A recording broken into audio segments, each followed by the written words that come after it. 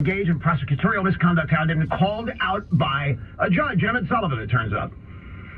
It was outrageous what these lawyers, led by Andrew Weissman, were allowed to get away with. And she wrote about everything they did, and they never challenged her that I saw. They never sued her. They never objected. They didn't say a word about it. Their strategy was to ignore it and hope it goes away, and hope that nobody will read it of any consequence. That was the strategy, and it is a strategy when you find yourself involved in something like this. Just ignore it and hope that you don't amplify it by talking about it yourself. And I'm telling you, folks, that's how I know Sidney Powell. I know Lynn Wood. Don't know him either.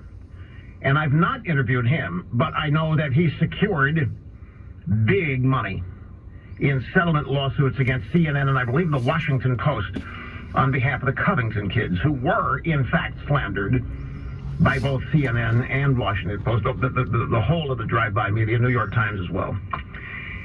So the bottom line is, these people, specifically Sidney Powell and Lynn Wood, their work, their life's work, hasn't been refuted. Their life's work has not been challenged. They have not been called out. They've not been, maybe they've been privately threatened, I don't know, but they haven't been publicly threatened. You better cease and desist or else we're going to sue you to the end of your money. What, nothing like that. Publicly. Now, privately, there may have been attempts to intimidate. So, point is, I have no reason not to believe them. None. In fact, I have every reason to believe them. Intellectually, not emotionally. I know I want what they're saying to be true, but intellectually, I can't come up with a reason to doubt them. What could their motivation be? Because if it turns out that they're making all this up, it's over for them.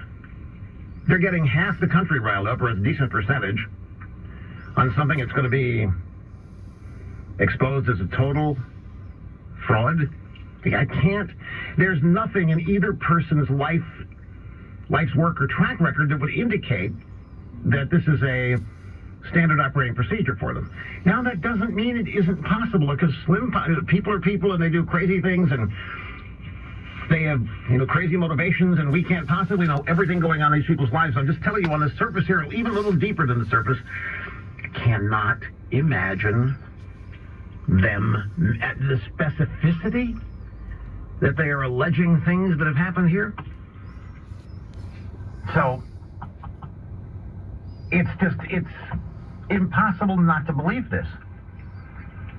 They start asking, well, okay, so what's next? I mean, you got all this evidence. What are you going to do with it? You have all this evidence. To whom are you going to present it? Now, a lot of people think that there is conflicting information in all this, and that because of the conflicting information, people don't know what to think about the election results. And I'm using the word information because the word news is now totally meaningless. You realize there's no news anymore, folks. As I have told you over the many broadcast years, there's no news.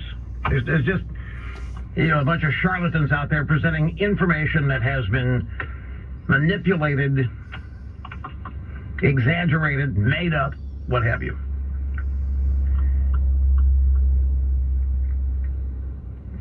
Now, there are some sites also that some might say are kook sites that are also in on this. They're in deep on it.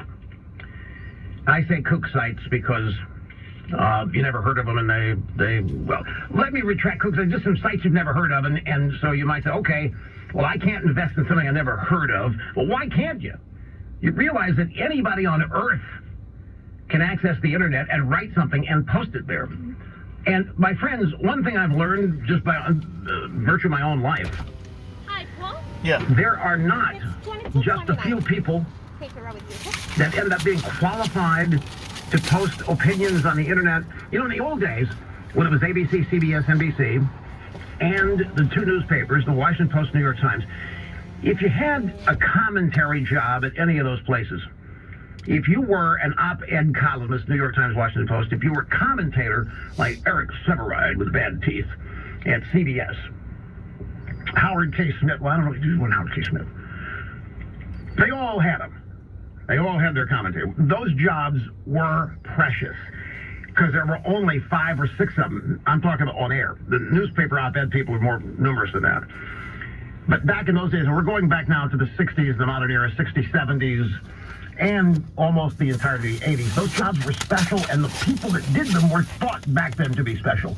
There was a reason you should listen to Eric Severide as opposed to Fred Slobodnik writing a letter to the editor in the Oshkosh Gazette. There was a reason why you should pay no attention to some guy writing a letter to the editor, but you ought to pay attention to Eric Severide.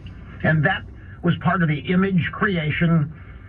It was part of the way the networks created the aura of uniqueness, that only people who worked for them were capable and qualified to render opinions, learned opinions on politics, science, you name it. Then something fascinating happened. In 1988, a guy came out of nowhere that nobody had ever heard of and started a radio talk show. And he was the quintessential guy that writes letters to the editor of the Oshkosh Gazette. It was me. And I started a radio talk show, and it took the country by storm. And one of the reasons that I was such a threat to these people was the very fact of my existence. I should not have been allowed to happen. You don't